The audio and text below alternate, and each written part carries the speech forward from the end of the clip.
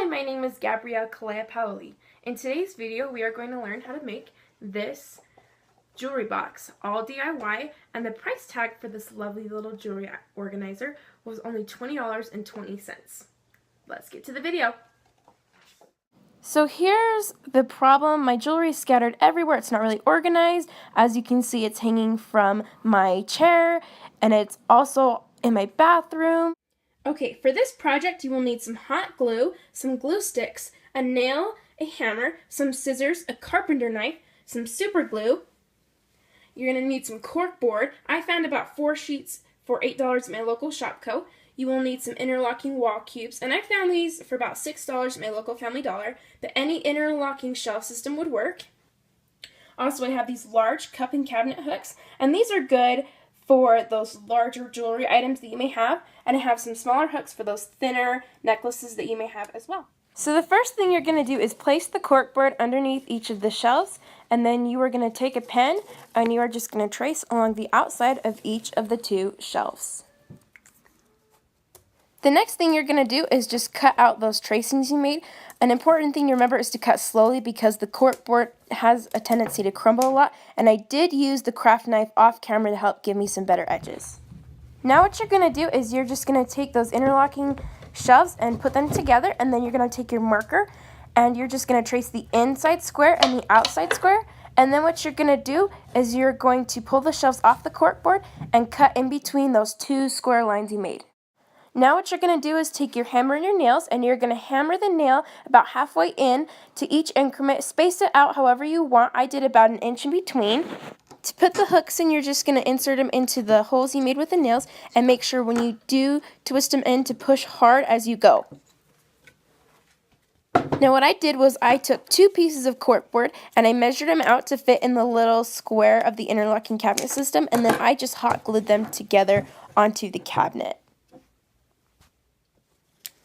Go ahead and take your super glue and just put a little bit in the bends of the interlocking cabinet system and then put them together. I strongly recommend that you do wear gloves because super glue is super hard to get off of your skin.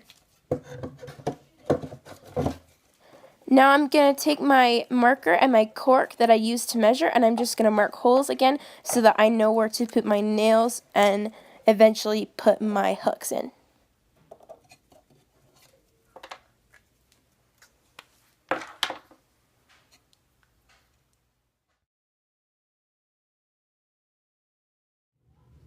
Go ahead and take the super glue and put just a little bit of super glue on each of the corners of the shelf system.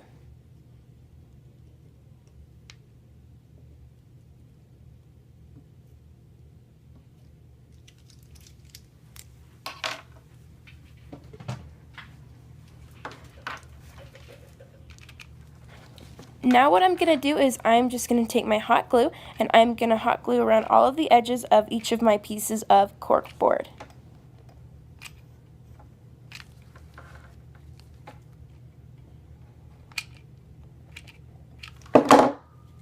Once you get it hot glued, go ahead and place it onto the shelf system.